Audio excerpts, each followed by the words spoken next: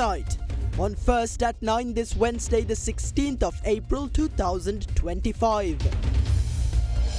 The false mastermind.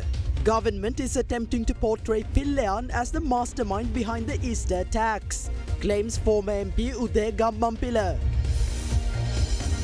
Into the depths. Political assassinations are not isolated events but part of larger conspiracies that must be thoroughly investigated, says the Health Minister. The tariff dilemma. Over 100,000 Sri Lankan jobs at risk due to US tariffs.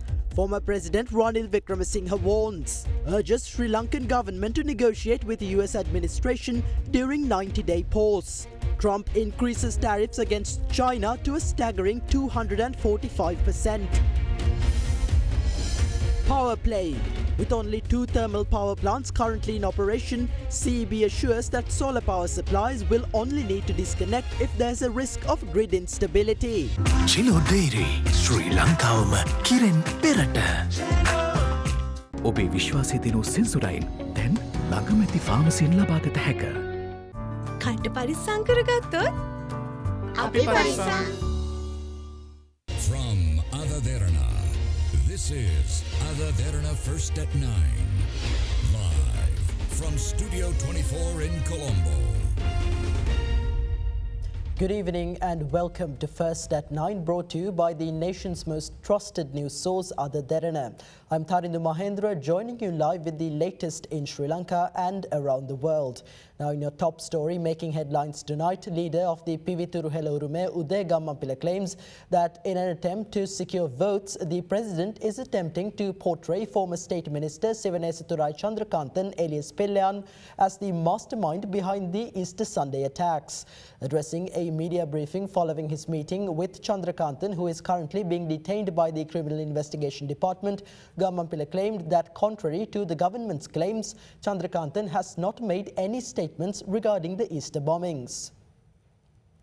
Former State Minister and Chief Minister of the Eastern Province Sivanesathurai Chandrakanthan alias Pillayan was arrested by the Criminal Investigation Department last week in connection with the disappearance of the Vice-Chancellor of the Eastern University, Professor Sivasubramaniam Ravindranath, in 2006. Subsequently, the CID obtained a 90-day detention order against Pillayan for further interrogation. Following the arrest, former parliamentarian Uday Gammampila met and conferred with Chandrakanthan on the 13th of April in his capacity as Chandrakanthan's legal counsel. Mama Pillayan hamune නීතිඥයෙකු විදියට. I met Pillayan in my capacity as a lawyer. While I was at the Criminal Investigation Department, social media began reporting my presence there. A sub-inspector of police named ALM Fahim posted about my visit to the CID along with his personal opinion on his Facebook account. We have received information that a Deputy Inspector General of Police has been leaking details of CID investigations to selected social media influencers. It is the responsibility of the government to investigate this matter thoroughly. Leaders of this country, in violation of the law, arrested the former Chief Minister of the Eastern Province, Sivanesathurai Chandrakanthan, alias Pillayan. According to the provisions of the Prevention of Terrorism Act, the reason for an arrest must be provided in writing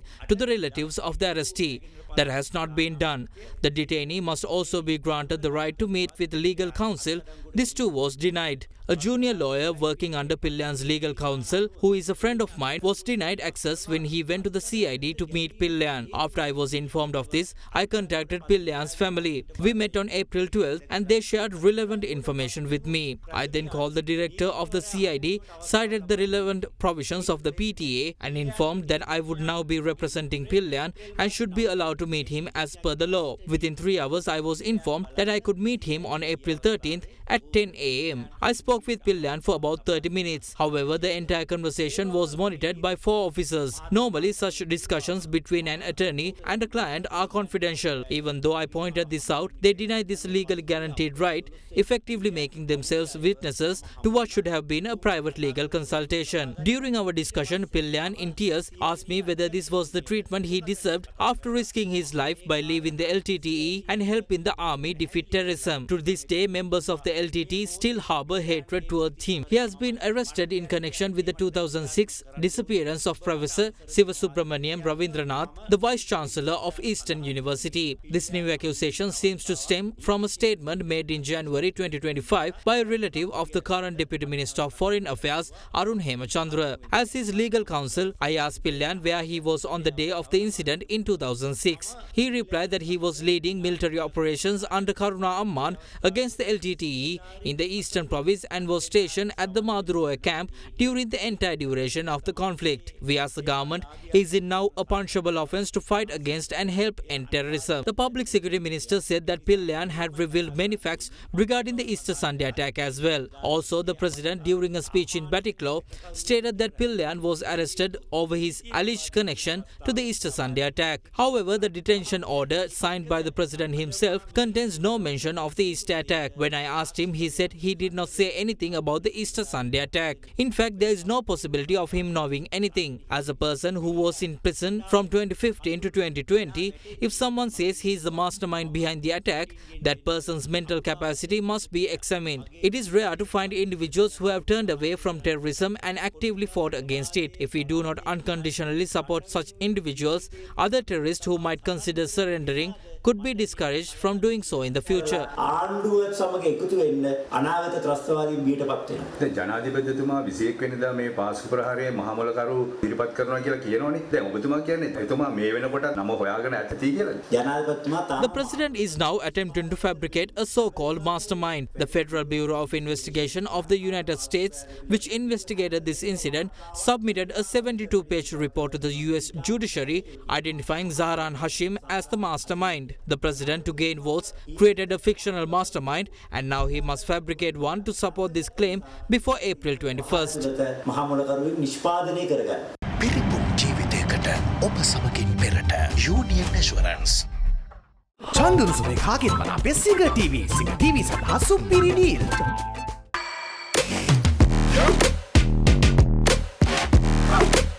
Now, Minister of Health and Mass Media Dr. Nalinda Jayatissa claims that former MP Udega Mampila's decision to represent Pillan suggests that many politically motivated murders are not isolated incidents but part of a complex conspiracy. Meanwhile, Samagi Jana Balawege MP Mujibur Rahman emphasises that the government must also investigate the serious allegations made against Pillan by his former secretary. You can see the kind of network that exists and how complex these instances of fraud, corruption, murders and political misconduct truly are. Now Udega Mampila has become the legal counsel for Pillan. The public has not seen him appear in court, but Gamampila has accepted Pillan's case and Pillan has chosen him as his lawyer. It is becoming increasingly clear that these are not just isolated political murders, but part of a conspiracy. This is what we are working to uncover now. We know that there was an invisible hand behind the Easter Sunday attack. Even in the SJB manifesto, it was mentioned that we would reveal those who are behind Zahran. Several major allegations against Pillan have been revealed to foreign media by his former secretary. These allegations must be thoroughly investigated. It's also important to note that the individual who made these accusations has now left the country. The government must take appropriate steps to bring him back for further inquiry. The president has stated that he will reveal the mastermind behind the attack before the 21st. We are awaiting that revelation.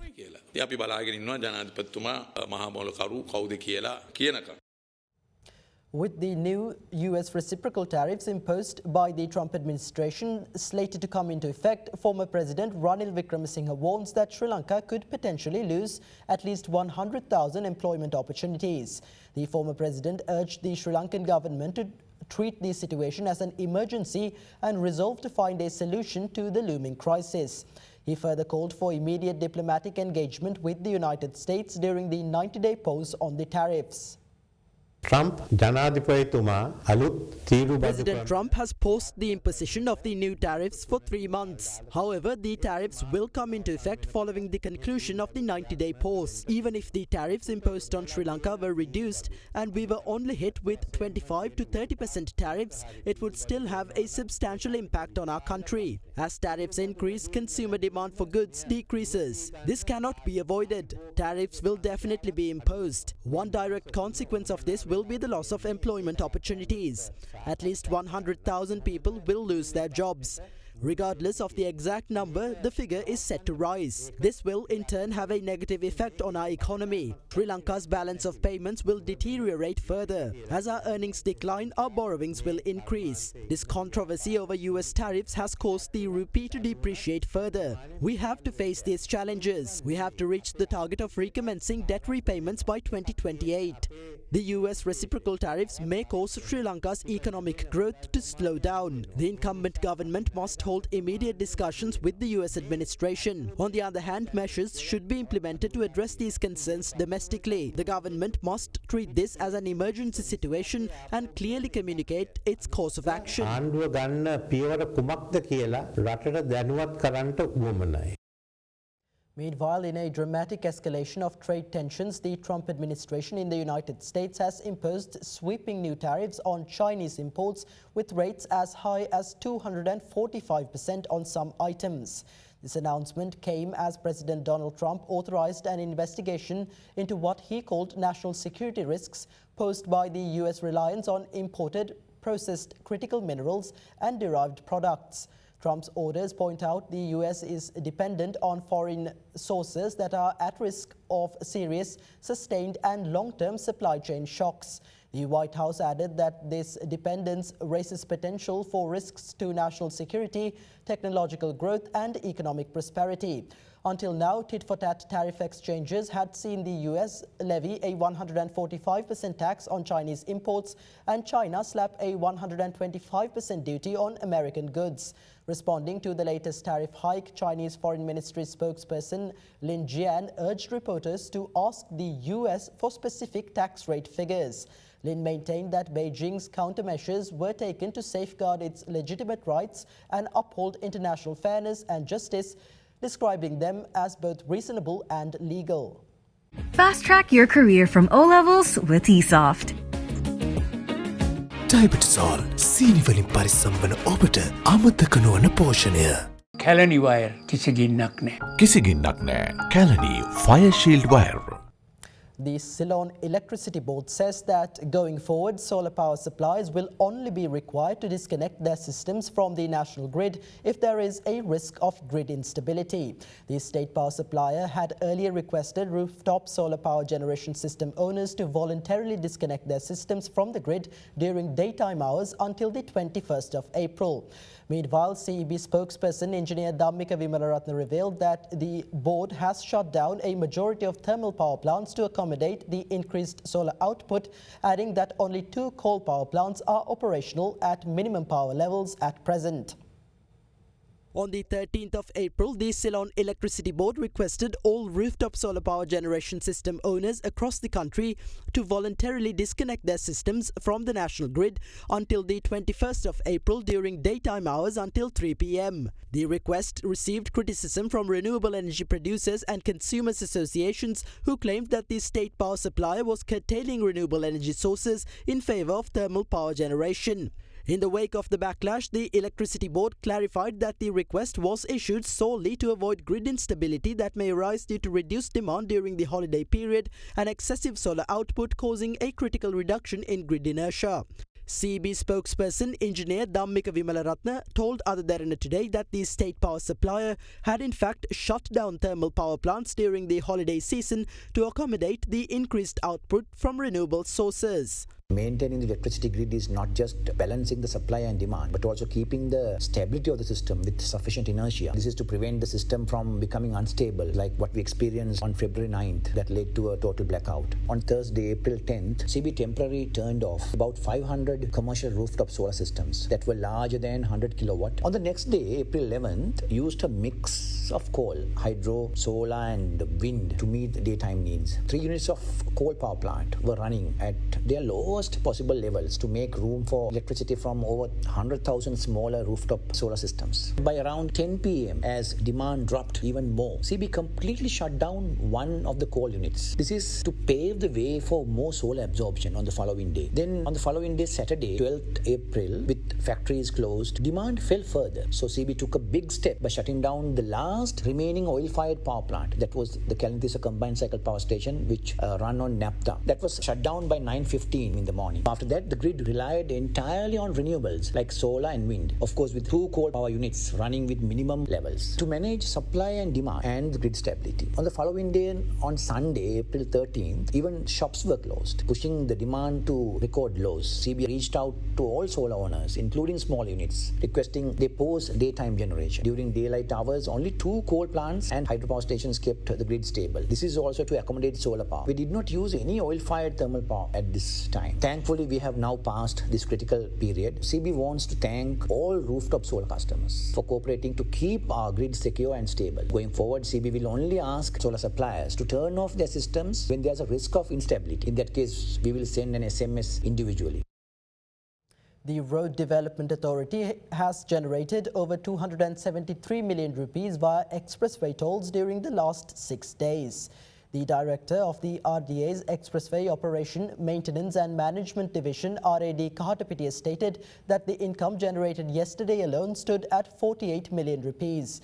The total number of vehicles that had used expressways in the last 6 days was recorded at 787,000.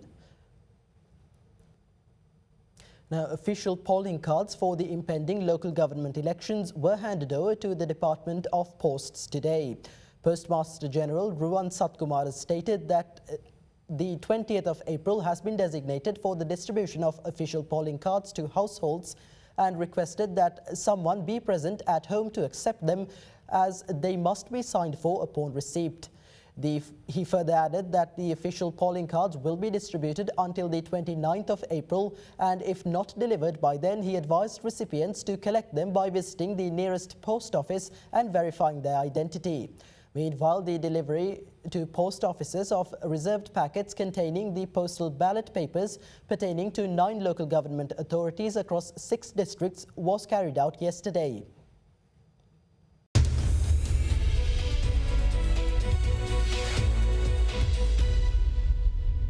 Welcome back. You're once again joining First at 9 on Other Derana 24. Now, in a stock update tonight, the Colombo Stock Exchange closed in green today as a result of price gains in diversified financials and banking counters. The all share price index closed 0.64% higher and closed at 15,625.88 points. The S&P SL20 increased by 0.65% to close at 4,644.49 points. Market turnover was 792 million rupees. The highest contributors to turnover were LOLC Holdings, Central Finance Company and National Development Bank. The diversified financial sector was the top contributor to market turnover, followed by the food, beverage and tobacco sector as the second highest contributor. Foreign investors closed as net sellers, offloading shares worth 61 million rupees, while domestic investors closed as net buyers, purchasing shares worth 781 million rupees.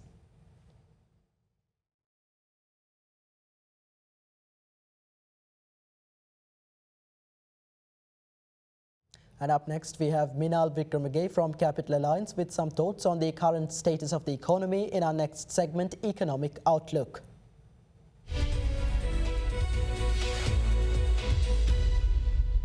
The weekly average weighted prime lending rate rose by 10 basis points to 8.60%, while the average weighted call money rate edged up to 7.97%. Reserve money expanded during the week, mainly due to an increase in currency in circulation and higher deposits by commercial banks at the central bank. However, total market liquidity fell to a surplus of 61.71 billion, down from the 191.21 billion LKR in the previous week. The Sri Lankan rupee depreciated by 2.1% against the US dollar for the year up till 11th April 2025. Tourism earnings amounted $354 million in March 2025 compared to $367 million in February. Worker remittances rose significantly to $693.3 million in March, up from $548 million in February and $572 million in March last year. Gross official reserves were estimated at $6,517 million at the end of March 2025, and this figure includes the proceeds from the People's Bank of China swap agreement.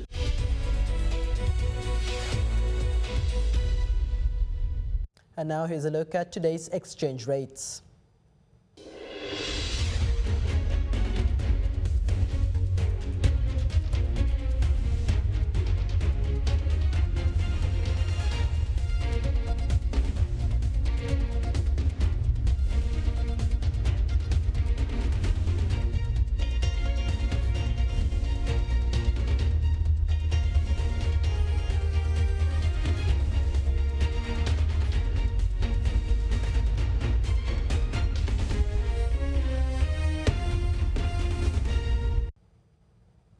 Fitch Ratings says that the increased US tariffs will weigh on the credit metrics of many sovereigns in the Asia Pacific, with Sri Lanka likely to be among the affected states when country-specific tariffs are eventually implemented. The agency believes that Asian economies' growth will slow as exports and export-oriented investment are hit by tariffs and high uncertainty. Fitch also pointed out that regional governments' policy responses to the trade war will be key to its impact on APAC sovereign ratings. According to the rating agency, foreign exchange reserves could shrink if authorities intervene to support their currencies in the face of market pressure to depreciate following the tariff increases. This could be credit negative for sovereigns with relatively low external buffers such as Bangladesh, Sri Lanka and Vietnam, particularly if their export earnings are hurt by the tariffs. Welcome back. Now, another tradition in view of the Sinhala and Tamil New Year took place today as Sri Lankans across the island engaged in the customary anointing of oil at 9:04 a.m. this morning. The state ceremony for the traditional anointing of oil was held at the Temple of the Tooth Relic in Kandy. Meanwhile, the National Zoological Gardens in Dehiwala joined the New Year celebrations today by performing the ritual of anointing oil on the oldest living animal in Sri Lanka, a 153-year-old giant tortoise. According to the annual Nakat Seed Tour, the auspicious time for the customary anointing of oil for the Sinhala and Tamil New Year was 9:04 a.m. this morning. The state ceremony for the traditional anointing of oil commenced this morning at the Natha Devalaya within the Temple of the Sacred Tooth Relic in Kandy. The state ceremony was held under the auspices of the chief prelates of the Malwatu and Askari chapters and under the patronage of Minister of Health and Mass Media Dr. Nalinda Jayatissa.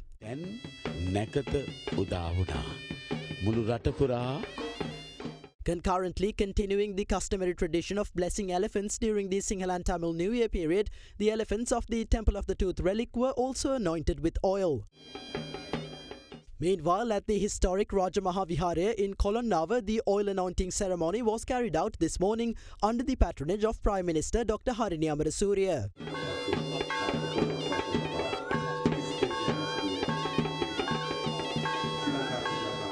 Similarly, the National Zoological Gardens in Dehiwala joined the Sinhala and Tamil New Year celebrations today by performing the traditional ritual of anointing oil on its animals. In a symbolic moment, the giant tortoise's head was gently anointed with oil. The 153-year-old giant tortoise, the zoo's oldest resident, is considered the oldest living animal in Sri Lanka. Simultaneously, the ritual was also performed at the Pinnavala Elephant Orphanage this morning. And that's all for tonight. From First at 9, for the latest developments around the clock, stay in touch with Ada Derana, the Sri Lankan news brand of international excellence. Thank you for joining. Have a great night.